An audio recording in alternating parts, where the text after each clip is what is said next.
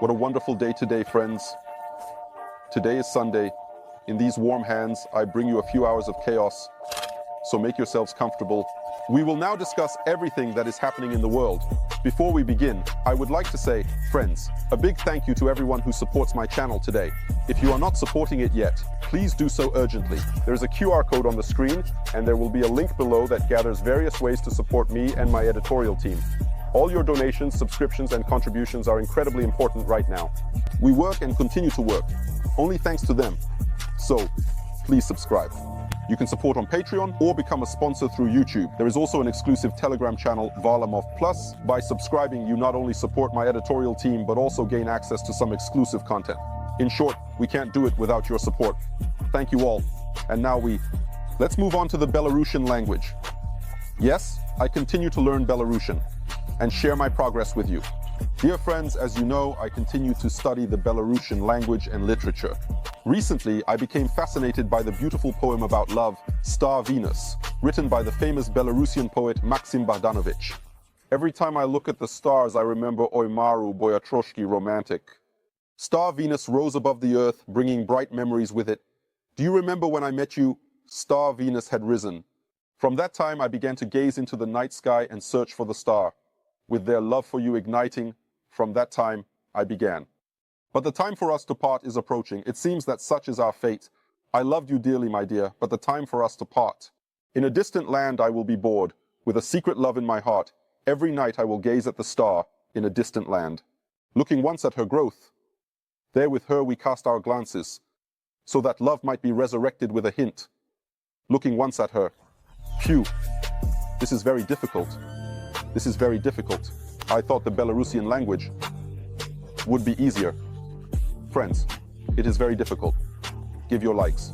And the most surprising thing is, sometimes Belarusians write to me, Ilya, your pronunciation is incorrect. Guys, I am just subtitles by Dima Torzov. It's difficult. It's difficult. It seems to you that you learned this from childhood. But I am already an old sick person. My tongue has already become stiff. I can't pronounce the hard che, chas, chirik. I can't.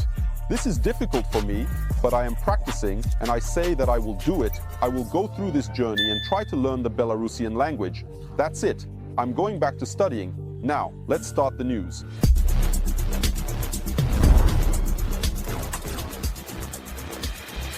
Catalan nudists have appealed to the government to protect their beaches from clothed tourists. According to representatives of the subculture, during the holiday season, textiles fill their beaches and create discomfort for the adherents of the nudist culture. Yes, nudists refer to people in swimsuits and trunks as textiles. Well, textiles got it. By the way, it's the first time I've encountered such a designation. In general, the government now needs to address this serious issue and inform visitors that on nudist beaches they are required to swim and sunbathe exclusively in the nude. Otherwise, let them go to their own beaches. On this matter, Catalan nudists have already staged several unique protests, forming chains along the beach line. This year, such an event took place at the beginning of August, and 717 people participated in it. At the event, yet another record was even broken for the number of naked people who lined up in a chain. These are the kinds of problems people have. By the way, I have never been to a nudist beach and can't even imagine what it's like. Friends, if any nudists are watching me, please write in the comments why you go there.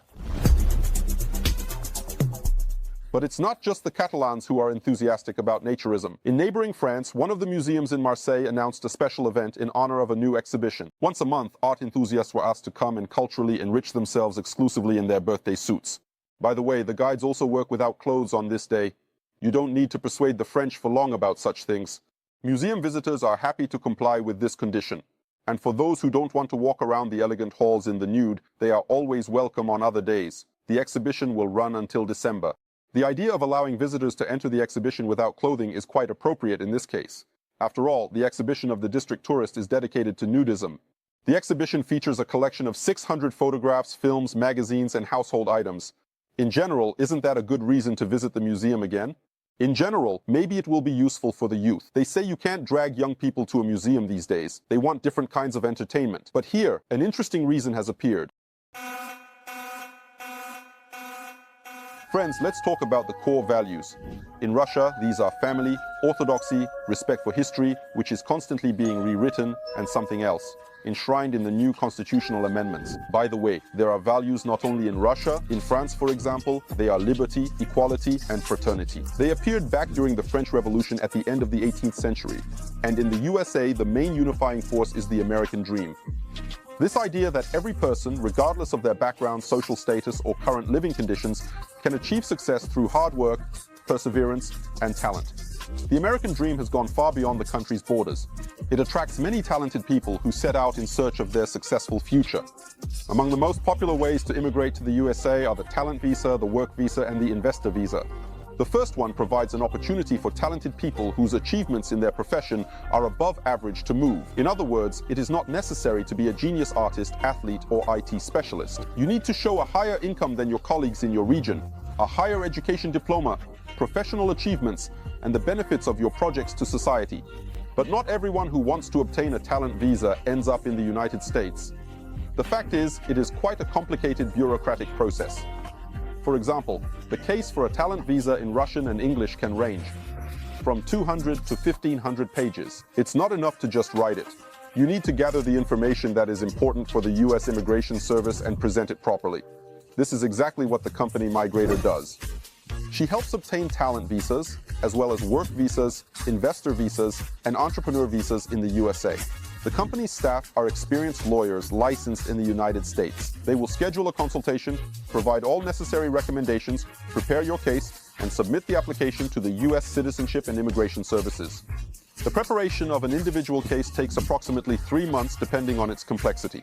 Then it is reviewed by the U.S. Immigration Service. This takes from 15 days. After that, you receive a response. More than 97% of applications submitted by the company Migrator receive approval on the first try. This is because the company only takes on cases with high potential and chances of success. And especially for my subscribers, the company guarantees results and will include this in the contract. In case of a petition rejection, they will work for free. If you want to get a talent visa, a work visa, or an investor visa, then click the link in the description of this video, sign up for a consultation, and find out your visa potential. Well, as you understand, friends, a person cannot live on spiritual nourishment alone. One needs to earn something real. Yes, people try to study markets, invest in something, work, live from paycheck to paycheck, while one clever Swede earned $3 million from white noise. So, here's an amazing story about how you can make money. A certain Johan Röhr from Stockholm created 650 accounts on the Spotify service in a year. So, on average, he created 2 accounts per day, and he simply uploaded 3,000 tracks generated by a neural network. And what do you think? The idea took off. After all, over the course of a year, he amassed 15 billion listens thanks to the random recommendation algorithm. One of his accounts even received the verified artist badge on the audio hosting platform. However, Johan Röhr is not the only one on Spotify. There have long been discussions that neural music could potentially ruin this platform in the future. Although, to be honest, Röhr is not just a random lucky guy. He is indeed a musician, a conductor, and generally a person who is at least knowledgeable in the field. He simply found a gold mine where others didn't notice it. By the way, this approach works not only on Spotify. For example, on YouTube, there is a whole category of videos that are also generated by neural networks. Or sometimes there are just some silly videos that garner the same millions of views.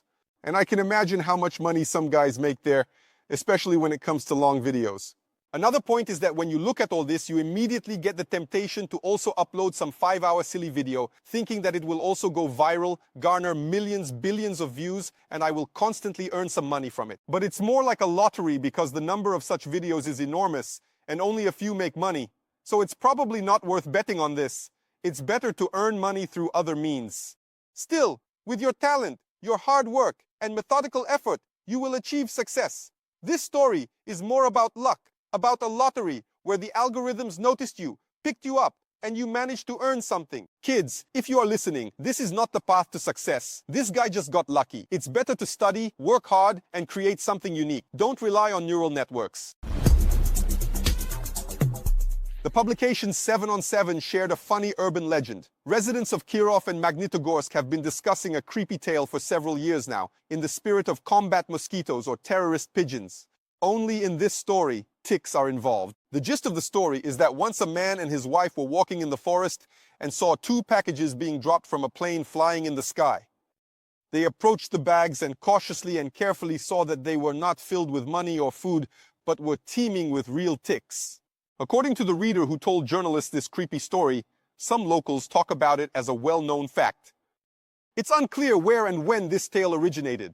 More than 10 years ago, a similar story was told to local media by another resident of Kirov. Then she saw helicopters with ticks near the Velikaya River, which were also dropping them to the ground. The bags with insects were burned by witnesses, and according to the woman, no one took any photos because people were genuinely in shock. So there are no photos. Heaps of grass, teeming with live ticks, were found by the residents of Magnitogorsk 5 years later. Komsomolskaya Pravda wrote that these bloodsuckers supposedly also fell from a height, from a bag with holes. The people who spread rumors about tick-borne sabotage, surprisingly, did not blame Americans or Ukrainians, but rather the insurance and pharmaceutical businesses. After all, in their opinion, it is profitable for businessmen to infect people with borreliosis and encephalitis so that they buy insurance and expensive medicines from them. And here, of course, one can laugh at the residents of Kirov and Magnitogorsk who come up with all sorts of stories and tell them to journalists. But it seems to me that it could all be true. It is quite possible that someone is launching helicopters from Russia with ticks, dropping them on people's heads.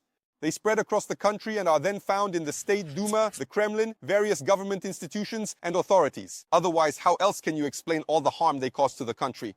They must be real ticks from leaky bags.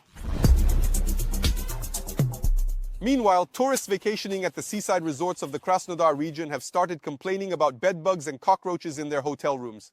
A vacationer from Tomsk named Alina told journalists that insects had settled in the bed linen and were bothering her and her husband. According to the woman, the bedbugs had taken up residence under the mattress and behind the wallpaper on the walls. The hotel staff suggested that the couple move to another room to escape the bedbugs, but that room was also infested with bedbugs. Then they bought bedbug spray from the store and sprayed the room themselves. After that, they had to wait a whole day for the room to air out. In the Sochi district of Lo, a family from Moscow had to live in a home mini zoo. That's what the vacationers from the capital called the apartment they rented for their holiday. And all because they had to cohabit with cockroaches. The owners of the hotel and apartments explained that they simply do not have enough time to disinfect them due to the large influx of people. Well, friends, I can't help but recall how, on the eve of the Olympics, we were told that Paris was packed with valves. Do you remember how the propagandists were laughing there? Do you remember how they were just saying, "Look at the horror," in France? And it wasn't just some fringe people saying it. It reached the highest officials who recounted all these bedbug horrors and drew caricatures. A huge number of stories, TV shows, and so on were dedicated to this. Remember those bedbugs in France? Social media is in a frenzy. Paris has been overrun by bedbugs. Eyewitness video evidence is multiplying. Barely noticeable during the day, bugs bite in movie theaters, public transport, the metro, and libraries. According to official data, 11% of French households are infested with them. One could already think, look at how terribly these French people live and how good it is that we don't have that. And what turns out, that we do have it. It's hard to believe. And here, of course, it's one of two things. Either these bedbugs are Parisians who came to the Cuban resorts for a vacation, or there's no need to look for problems in Paris that we have plenty of ourselves. Meanwhile, in Oriol, a new commemorative plaque has appeared for heroes whose names most Russians, to their shame, do not remember or know. The plaque is dedicated to the founders of RuTube. The text reads, "In this house, by the natives of the city of Oriol, Oleg Volobuev and Mikhail Polkin, based on traditional values, the flagship of Russian language cultural heritage was created in 2006, the Russian video portal RuTube. A new attraction has appeared in the city center on the wall of the Malinovaya Voda shopping center. It is unknown who exactly installed the plaque. By the way, an interesting fact. The building, on the wall of which a commemorative plaque of questionable content was attached, is an object of cultural heritage of regional significance. And this is despite the fact that the original 19th century building was completely demolished and rebuilt as a shopping center in the mid-2000s. But literally a few hours after the news about the installation of the commemorative plaque, another, even more terrible news came. The plaque was stolen, and now, in its place, there is just a wall again. Friends, the situation with the slowdown of YouTube in Russia is becoming increasingly dire. According to the service SBOY-RF, over the past 10 days, the number of complaints about YouTube's performance has exceeded $67,000. And under my latest video, there are more and more comments about subscribers having to find workarounds and watch videos in poor quality. Many of them now access my content through a VPN, but even that sometimes causes difficulties. Since 2021, Roskomnadzor has blocked more than 160 VPN services, and last month another 4 were removed from the Russian App Store. To avoid this problem, VPNs have emerged that work through Telegram bots. They definitely won't be removed, unlike apps. One such service is VPN Liberty. A subscription to it is inexpensive, starting at 250 rubles per month. For that amount of money, you could have a cup of coffee. But with VPN Liberty, you get access to all blocked websites, unlimited traffic, complete anonymity, and 2 protocols right away. Bless and outline keys. They ensure the secure, uninterrupted, and reliable operation of the VPN service. By the way, in addition to VPN protocols, Liberty also allows changing server locations. This is done directly in the chat through a convenient menu. The VPN itself is very easy to install. Simply start a chat with the bot and pay for the subscription through SBP, UMoney, MirPay, or SberPay. You can purchase it not only for yourself, but also as a gift. There are no limits on the number of devices either. You can use the service on your phone, tablet, and laptop without any restrictions. So click the link in the description and get a lifetime 15% discount on all current and future VPN Liberty services. Well, friends, once again about the RuTube founded on traditional values. After the blocking of YouTube, many propagandists of the Russian world breathed a sigh of relief, as now they would be watched on the Orthodox RuTube due to the lack of alternatives. It will be possible to spread your ideas to the masses without fearing that the service will ban the video for content unfavorable to the West. But it wasn't that simple.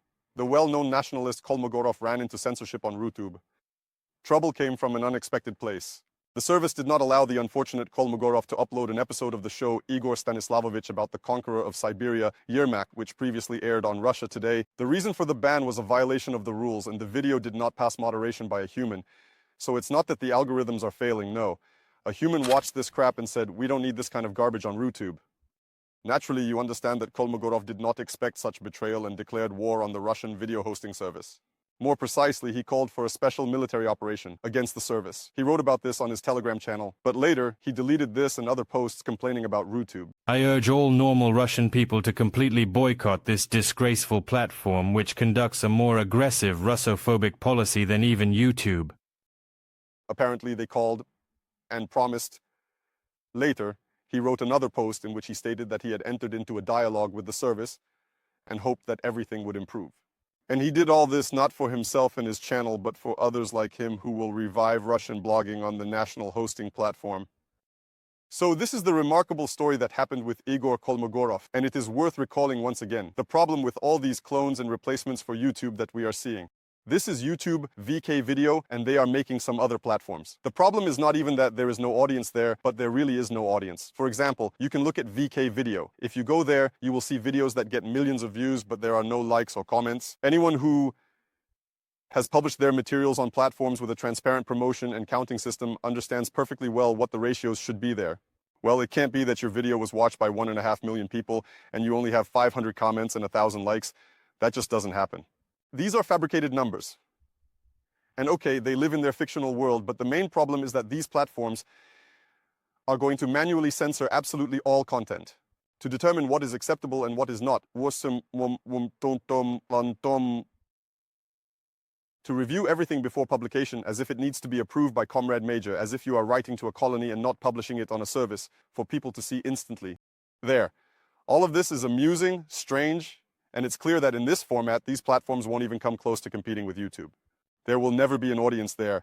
This sterile little world is of no interest to anyone. YouTube has enough problems of its own. When we talk about a sterile little world, unfortunately, YouTube is also actively moving towards this sterility. I don't know why. I am against the removal of channels on YouTube, including those of Russian propagandists. I got bashed in the comments for this, I admit, but nevertheless. I still think that freedom is more important, and the platform should feature different opinions, and then this platform will be interesting to the audience.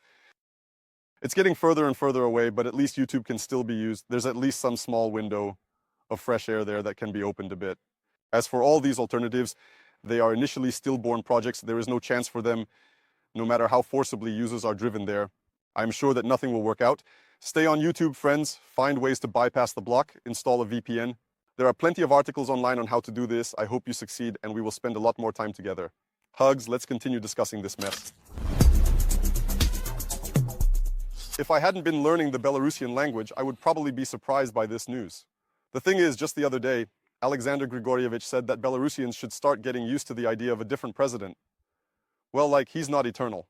You need to get used to the fact, I spoiled you a little, that the president will be different. An agro town, when translated into plain language, is just a village. It's one of those ridiculous terms that were invented under the dictator. By the way, he was born in those parts, including in agro town. Agro town, translated into plain language, is just a village. Oh, it's one of the ridiculous terms invented by the pre-dictator. By the way, he was born in those parts and was the chairman of a state farm. Yes, in principle, he still is, essentially. Only now the state farm is all of Belarus. So, since I am studying Belarusian, I started to understand a bit of what is happening there. These words did not impress me at all. Otherwise, it might seem from the outside that he is about to resign. Not at all. He had already said before that he wasn't going to cling to his seat with blue fingers. By the way, that was 5 years ago. Well, if I feel that you are categorically against it, of course I will be worried, but nevertheless you must reject my candidacy in the election. And I promise that I won't cling to the chair with blue fingers. Then he said he would leave very soon. That was 3 years ago. Well, it's clear that he didn't steal the election results to leave, nor did he disperse peaceful protests and imprison thousands of people for that reason. And hundreds of thousands more have left the country. He has been in power for 30 years and has imagined that he is Belarus, more precisely, that the entire country is his collective farm, and there's no one to leave it to, otherwise they will ruin the state farm. But that's not the case at all. Belarus is a wonderful country and is very tired of the elderly chairman of the state farm. Yes, by the way, we noticed there is such an expression, batka, when they talk about Lukashenko. I used to say it too, but now I try not to use that word. Many in Russia think that this is how Belarusians call their president, but that's not the case. This story actually originated more from Russia, but Belarusians, well, not all of them, of course, the brave Belarusians who can afford it, they tend to call him Luka, Sasha 3%, blue-fingered, yes, but never Batka, so keep that in mind. I didn't know this before. Learn the Belarusian language, by the way. I recommend it to everyone. It will come in handy when Belarus becomes free. Well, friends, here are some brief news about the repressions. On Friday, there was a lot of news. Maria Pevchik, Kira Yarmish, Navalny's lawyers, Dmitry Nizovtsev, and several other Navalny associates have been added to the list of terrorists and extremists. The step is expected. I don't think it will significantly affect the lives of these people because they have long been labeled as participants in an extremist organization and everything else. Most of them are not in Russia. The lawyers are behind bars, so it probably won't significantly affect their lives either. But the story is quite strange with these lists of terrorists and extremists, which Russia uses today as a tool for settling political scores and punishing its political opponents. I always thought that the list of terrorists and extremists was really some kind of important document from which you could find out who is actually a terrorist. This list lists Boris Akunin and some people who work for Alexei Navalny. And when Russia apparently sends this list to other countries and says, look, we have our own list of terrible terrorists and extremists, people there open it and see that, I don't know, Boris Akunin, for example, is on it, or some political activists. This completely discredits the whole idea because when real terrorists who pose a threat actually appear on this list, no one will pay attention. And most importantly, now the real terrorists and extremists who are on this list, people who pose a threat to society, will always say, guys, we are being persecuted not because we wanted to blow someone up, but because of politics, because we criticized Putin somewhere on social media, and that's why we were added to this list. Look, Russia adds everyone there for political reasons. That is, Russia, the Russian state, completely discredits this whole idea and gives an opportunity to people who ended up there deservedly and who, it would seem, should be paid attention to and feared to now appeal, saying, look, we were added here because we were in opposition to Putin. What good can come of this? The complete discrediting of even seemingly serious documents such as the list of terrorists and extremists. That's not all in Belarus. I have a whole list of Friday's repressions. A special proceeding has been initiated against comedian Slava Komisarenko, which now allows trials to be conducted without him, but they have been targeting him for quite some time, obviously. For his activities, for his stand-ups, they say that the man insults and slanders Alexander Grigorievich Lukashenko. In my opinion, Slava Komisarenko is a wonderful comedian, stand-up artist, very witty, and how much he has done to popularize Lukashenko, I think no one else has done. And his famous Chik Chirich, indeed. For me, learning the Belarusian language, this is the main tool. I am practicing this hard che, which is a hard sound in Belarusian. This cheep works well. I am getting a bit of practice. And Roskomnadzor also brought us some news on Friday, who has been added to the registry of foreign agents. Friends, they have included Telegram channels. The brief is important. The brief is about Nizigar and Serena. Serena is Navalny's Telegram channel, that's clear, but Nizigar has an interesting story, and with the brief, because the Nizigar channel, as you remember, was mysterious and anonymous for a long time, and no one understood who was running it. Posting it on this channel cost a fortune, and there were rumors that Margarita Simonian controlled it, with shares of the channel allegedly being sent to various groups. Nevertheless, the channel remained anonymous. No one knew for sure who it belonged to. It seems that some guy who was the admin of that channel was even jailed at some point, but the channel continued to operate. The channel specialized in paid promotions and disinformation. If you needed to promote some idea, you just had to pay some money, and they would push that idea. Then more channels from Brief appeared, which were managed by Ekaterina Vinokurova. That's a whole different story. But what I like the most, I wanted to say that I am not an evil person. All right. I smiled a little when I saw the Telegram channel Brief on the list of foreign agents, because back in the day, the Telegram channel Brief wrote about me. About me, he wrote a lot. He spread a lot of lies and slander. So, for me, it's a disgusting dump that published unverified information. For example, they wrote that I work for Beglov, that I moved to live in Israel. A lot of crap has been written about me, but my favorite is this message that came out in the summer after the court denied my request to remove the foreign agent status. My lawyers filed a lawsuit. I believe that including me in the list of foreign agents was unfair and illegal. We filed a lawsuit. Of course, we lost the case. The court denied it. And look at how wonderfully the Telegram channel Brief commented on this news. Throughout his conscious life, Varlamov flirted with the authorities and the public, trying to be loyal and interesting to both groups at the same time. However, the time when it was possible and even necessary to be a liberal has long passed. You are either with the state and its general line, or you have gone abroad and are recognized as a foreign agent. The Telegram channel Brief consoles me. So he tells me that since I am not with the state and not with Putin's general line, then I have no place. But the Telegram channel Brief was with the state and with the general line. Now I want to ask, what's with the face, guys? You laughed, you entertained, you joked, you said that in such a difficult moment for the country, one must follow the general line and support everything wholeheartedly.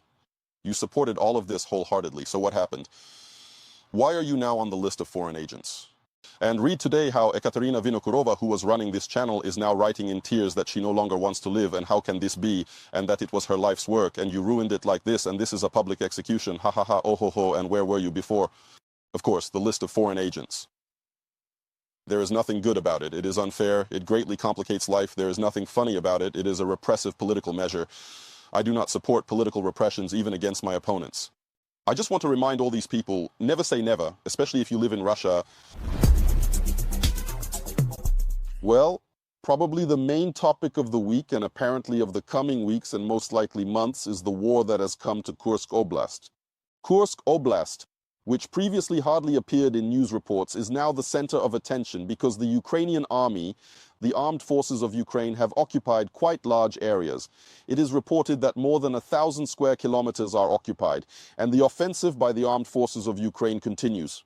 That is, despite the fact that in the first days after the Ukrainian military entered, we heard that they would be driven out literally the next day, that it was all fake, that the border was secure, and not to listen to it because it was all nonsense. Almost 2 weeks have passed. Soon it will be 2 weeks since the Ukrainian military came to Kursk Oblast. And it is clear that they are not planning to leave.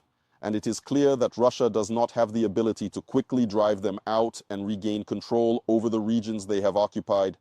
Let's look at the situation as of today.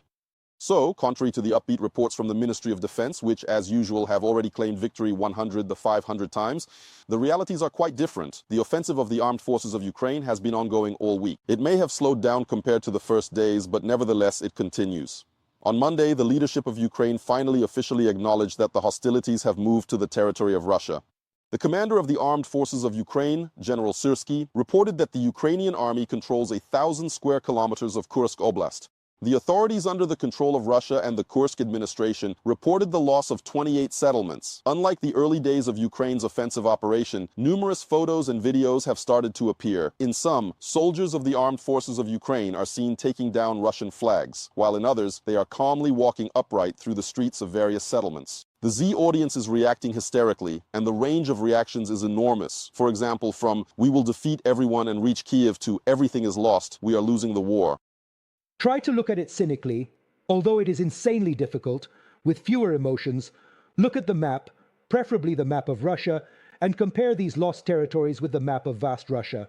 Prepare for the possibility that these territories, hopefully without people, as everyone, including the elderly, will need to be evacuated, will have to be sacrificed. Well, it really doesn't look like everything is going according to plan, or the plan turned out to be too intricate. During the week, Russian authorities continued the already well-organized evacuation of civilians, reporting about 180,000 residents from the border area being moved out of the combat zone. A state of emergency was declared in Kursk Oblast, first at the local level, then at the federal level. Well, this is a regime that is usually introduced during floods or other natural disasters. But of course, this is not martial law. More precisely, what they have introduced is not martial law, although it is clear that, judging by the actions currently taking place in Kursk Oblast, martial law should be introduced. And do you know why they don't implement it? Well, because for us, it's always not a war, but a special operation, not a quarantine, but self-isolation, not an explosion, but a pop. The most important thing is to maintain the prestige of the supreme authority, which keeps everything under control. No need to worry, we have everything under control. What else stood out this week?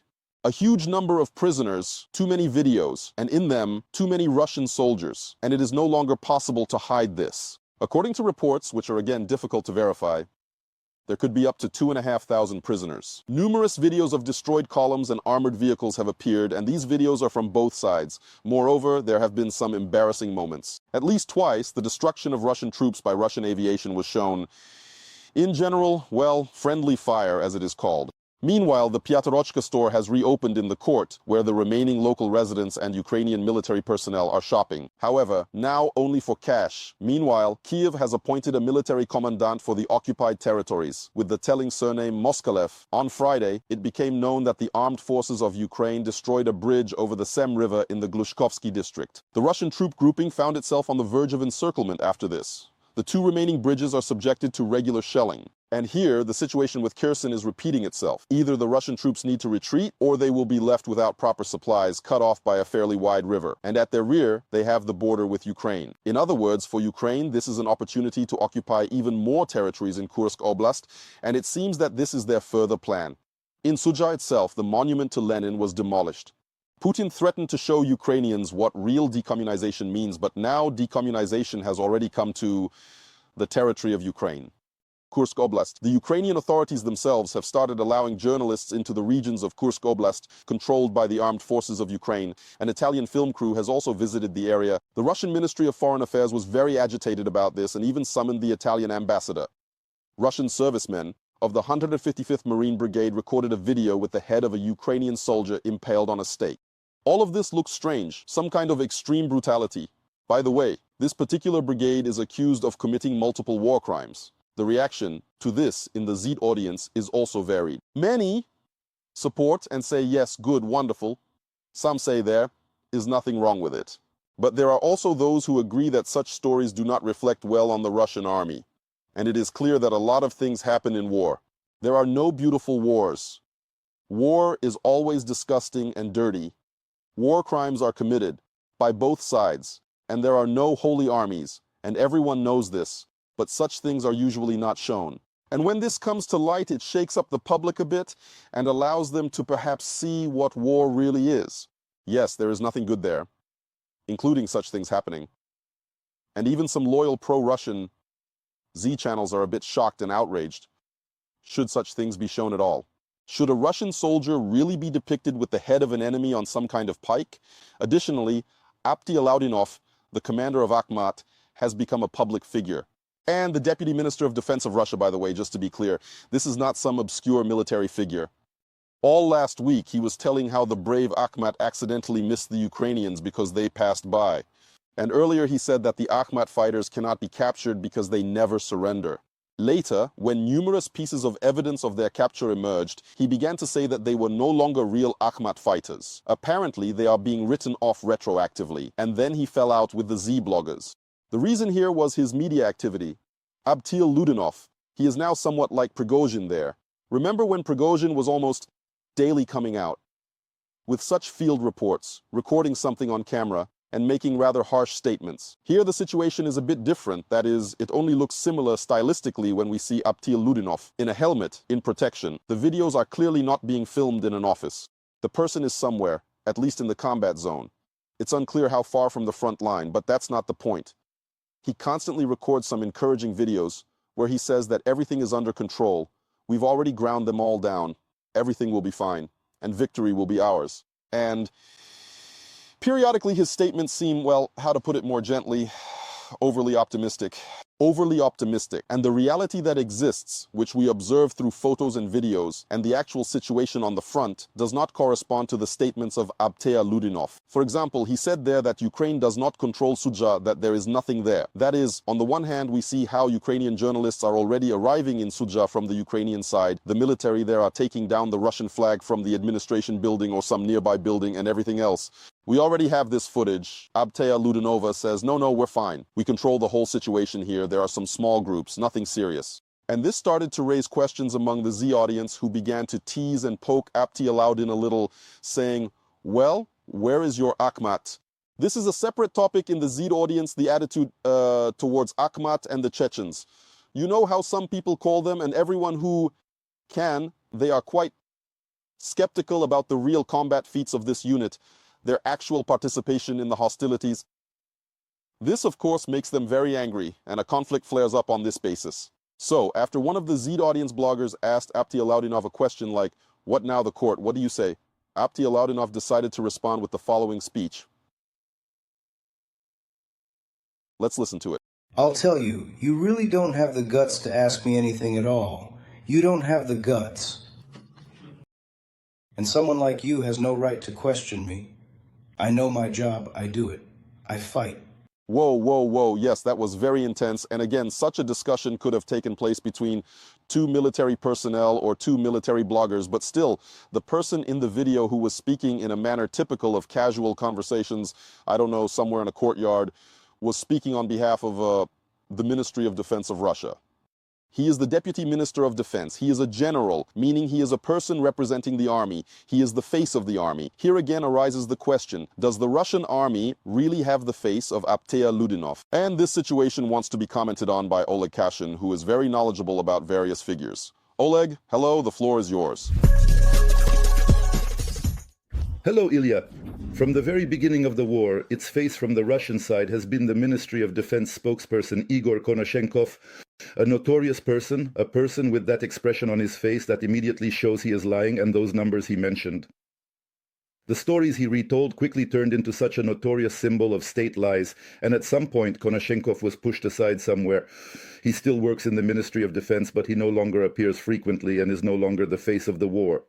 Now, especially in the last 2 weeks, as battles between Russian and Ukrainian armed forces are taking place on the territory of the Russian Federation, on the historical territory of the Russian Federation, in the Kursk region, the official voice of the war, the main spokesperson, the main commentator has become Abtea Ludinov. He commands the Akhmat units and is also the deputy, head of the Ministry of Defense's Educational Work Department. A big man, but yes, he is Abtea Ludinov, he is Akhmat, he is a representative of the Chechen elite.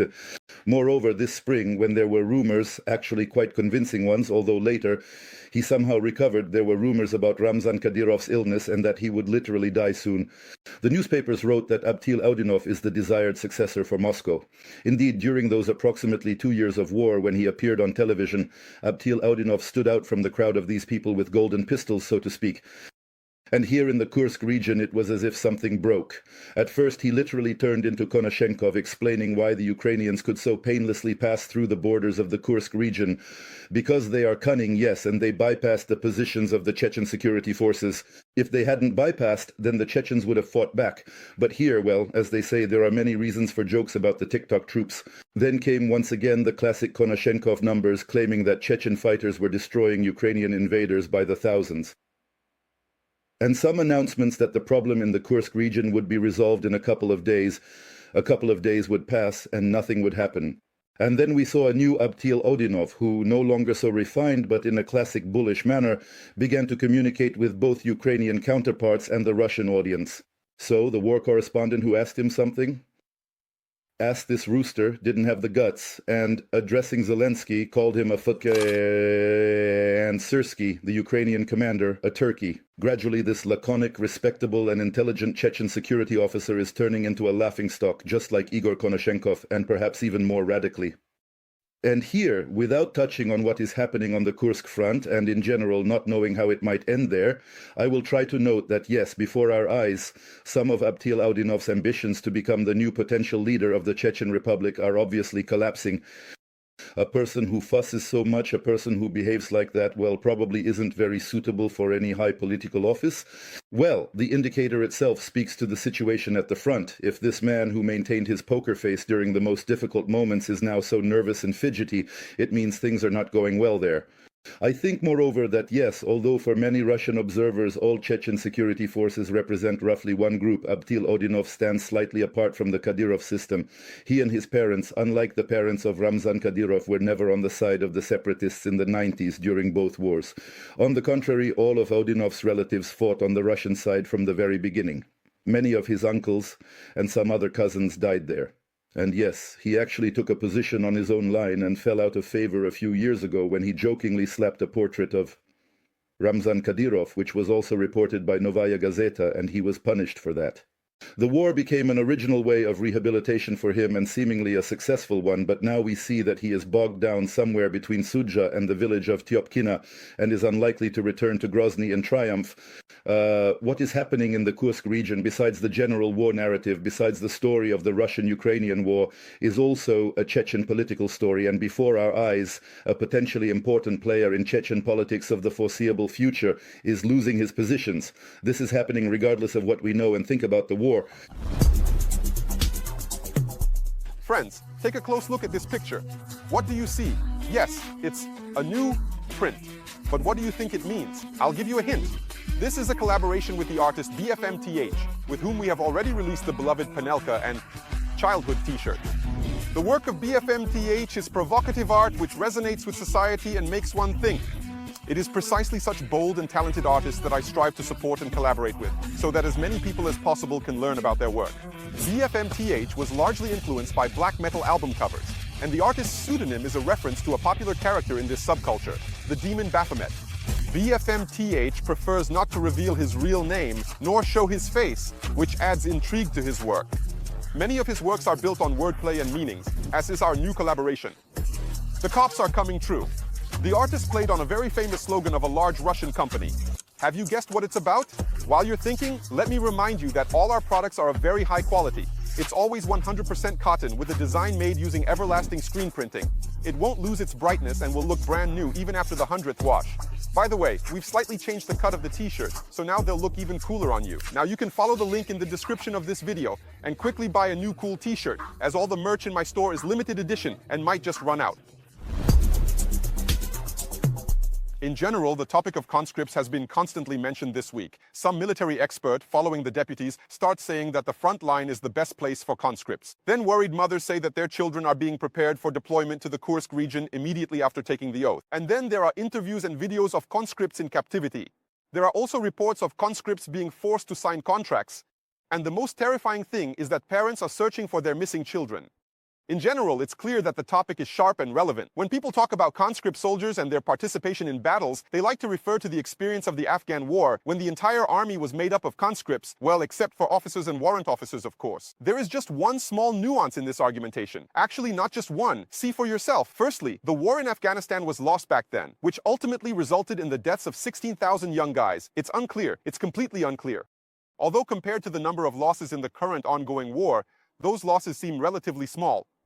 And that was over 10 years, although how can any losses be called small? Secondly, back then, the service lasted 2 years. Don't get me wrong, I'm not advocating for increasing the service term at all. It's just that the minimum training back then lasted 6 months. And now the boys.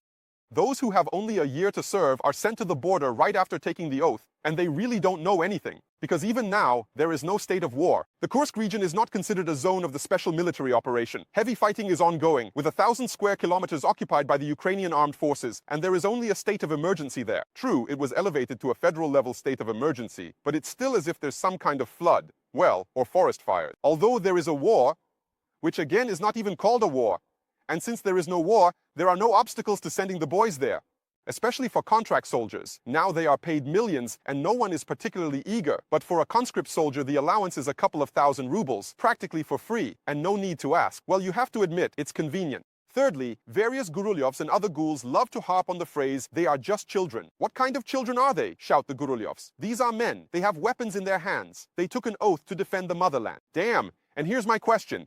If they are such men, then why is everyone in Russia trying to raise the age for alcohol sales to 21? And in some regions, they have already raised it at the local level. Because let's agree, it turns out to be a strange situation. That is, the guy is old enough to die, but not to buy a can of beer. A very strange approach. Well, and I repeat, I am generally against service. Those who want to should serve by conscription.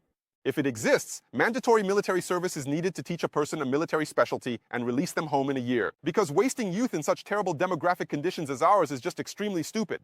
That's putting it mildly. But it seems that the breakthrough near Kursk is being patched up by anyone who comes to hand. So, there isn't much reason for optimism. And the children of various deputies and armchair experts still won't even go to serve. You can be sure of that. State Duma Deputy Andrei Gurulyov reported that conscript soldiers in the Kursk region repelled an attack by an entire brigade of the Ukrainian armed forces, and they did so without suffering any losses themselves. You know, I don't like it. The border was covered by conscripts, so it didn't work out very well. Listen, this is a profound misconception. All the wars, Afghanistan, Chechnya, who fought them, conscripts, of course.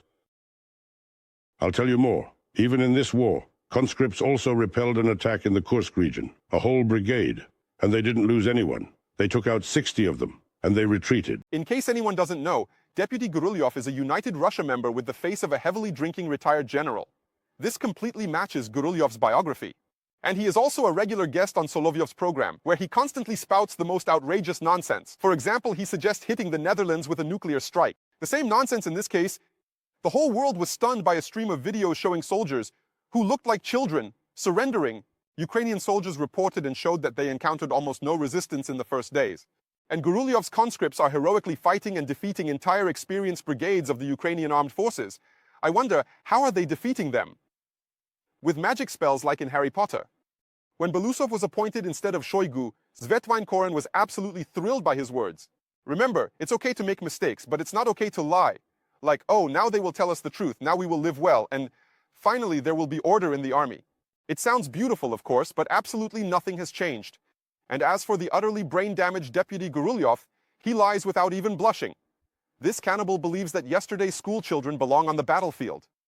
Everyone is asking, how can you use conscripts there? What are you talking about? This is our territory. They are our servicemen. They took an oath. According to all our laws, they are what? Obliged to fulfill their duty. For some, war is an opportunity for enticing job openings. In Russia, they have started looking for workers to build trenches in the Kursk region. Journalists from the Russian BBC service found more than 30 such advertisements on Avito.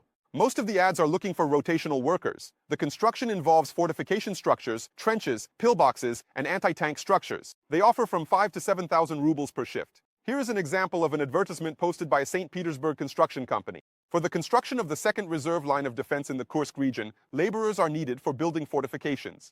Unskilled laborers without experience. These positions are mainly posted by construction companies or agencies for temporary workers. The same announcements are duplicated for different regions. In addition, they promise employment with a construction company after the work is completed. By the way, they don't spare money. The salary mentioned in the advertisements ranges from 150 to 210,000 rubles per month. Those who decide to stay for a second month are promised higher payments. There are also advertisements seeking a crawler excavator operator with a salary of up to 1,000 rubles per hour. The announcement states that the work takes place in the city of Kursk on the second line of defense. The job involves digging trenches. The work is expected to be around the clock. However, the announcements specify that the work will be outside the combat zone and that there is no danger at the workplace. Yes, of course, just a paradise resort. Only the sea and palm trees are missing. Earlier, the BBC established that Russia is creating defensive lines near the Kursk nuclear power plant. Later, reports emerged that the military had already started digging trenches in the area of Ilgov and Kursk. And then something funny happened. The Kursk authorities denied everything and called it fake. And of course, they blamed the Ukrainian CPSO for everything. They say, "We are not looking for any trench diggers, and all this is a provocation by Ukrainian propagandists." However, the announcements were submitted by quite official construction companies. But Avito still temporarily removed all the ads. And now, if you enter the word trench in the search, it gets replaced.